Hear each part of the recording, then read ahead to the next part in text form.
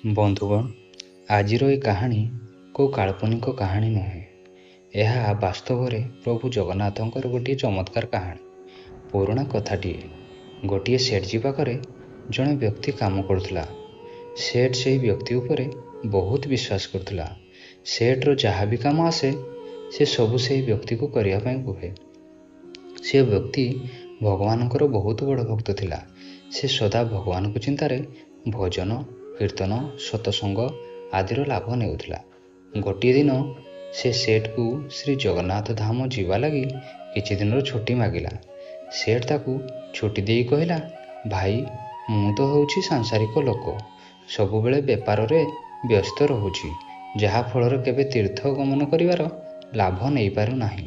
ତୁ ଯଦି ଯାଉଛୁ, ଏ ନେ 100 ଟଙ୍କା, ମୋ ତରଫରୁ ପ୍ରଭୁ ଶ୍ରୀ ଜଗନ୍ନାଥଙ୍କ ଚରଣରେ ସମର୍ପିତ କରିଦେବୁ। ଭକ୍ତ ସେଠଠୁ 100 ଟଙ୍କା ଧରି ପ୍ରଭୁ ଶ୍ରୀ ଜଗନ୍ନାଥ ଧାମ ଯାତ୍ରାରେ ବାହାରିଗଲା। କିଛି ଦିନର ପଦଯାତ୍ରା ପରେ ସେ ଜଗନ୍ନାଥ ପୁରୀ ପହଞ୍ଚିଗଲା। ମନ୍ଦିର ଆଡ଼କୁ ପ୍ରସ୍ଥାନ କରିବା ସମୟରେ ସେ ରାସ୍ତାରେ ଦେଖିଲା କି ବହୁତ ସନ୍ଥ ଭକ୍ତଜନ ହରିନାମ ସଂକୀର୍ତ୍ତନ ବହୁତ ମସ୍ତିରେ କରୁଛନ୍ତି। ସମସ୍ତଙ୍କ ଆଖିରୁ ଲୁହଧାର ବୋହୁଅଛି। ଜୋର ଜୋର ସେ ହରି ବୋଲ ଶୁଭୁଛି। ସଂକୀର୍ତ୍ତନରେ ବହୁତ ଆନନ୍ଦ ଆସୁଥିଲା। ଭକ୍ତ ବି ସେଇଠି ରହିକି ସଂକୀର୍ତ୍ତନର ଆନନ୍ଦ ନେଉଥିଲା। ପୁଣି ସେ ଦେଖିଲା କି ସଂକୀର୍ତ୍ତନ କରୁଥିବା ଭକ୍ତମାନେ ଏତେ ସମୟ ସଂକୀର୍ତ୍ତନ କରିବା କାରଣରୁ ତାଙ୍କ ଓଠ ଶୁଖିଗଲାଣି। ସେ ଦେଖିବାକୁ ବି କିଛି ଭୋକରେ ଥିଲା ଭଳି ଅନୁଭୂତ ହେଉଥିଲା।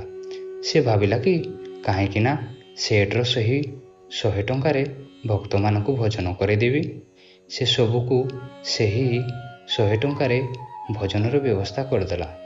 ସମସ୍ତଙ୍କୁ ଭଜନ କରାଇବାରେ ତାକୁ 98 ଟଙ୍କା ଖର୍ଚ୍ଚ କରିବାକୁ ପଡ଼ିଲା। ଆଉ ତା ପାଖରେ 2 ଟଙ୍କା ବଞ୍ଚିଗଲା। ସେ ଭାବିଲା, ଚାଲ ଭଲ ହେଲା, 2 ଟଙ୍କା ଜଗନ୍ନାଥଙ୍କ ଚରଣରେ ସେଠର ନାମରେ ଚଢ଼େଇ ଦେବି। ଯେତେବେଳେ ସେଠ ପଚାରିବ, ମୁଁ କହିଦେବି, ହଁ, ପଇସା ଚଢ଼େଇ ଦେଇଛି। ସେଠ ତ କହିବନି ନା ଯେ 100 ଟଙ୍କା ଚଢ଼େଇଲୁ ବୋଲି। ସେଠ କହିବ, ପଇସା ଚଢ଼େଇଲୁ? ମୁଁ କହିଦେବି, ହଁ, ମୁଁ ପଇସା ଚଢ଼େଇ ଦେଇଛି। ମିଛ ବି ହେବନି, ଆଉ କାମ ବି ହୋଇଯିବ।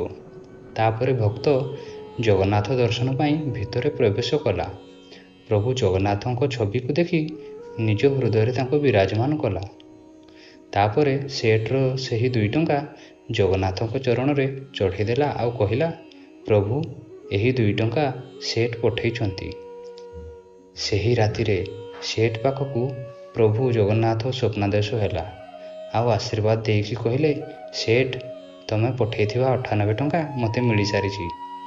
ଏହା କହିକି ପ୍ରଭୁ ଜଗନ୍ନାଥ କୁଆଡ଼େ ଅନ୍ତର୍ଧ୍ୟାନ ହୋଇଗଲେ।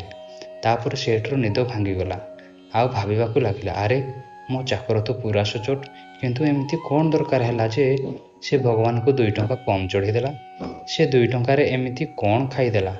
ତାକୁ ଏମିତି କ'ଣ ଦରକାର ହେଲା? ଏମିତି ସେଠ ଚିନ୍ତା କରୁଥାଏ।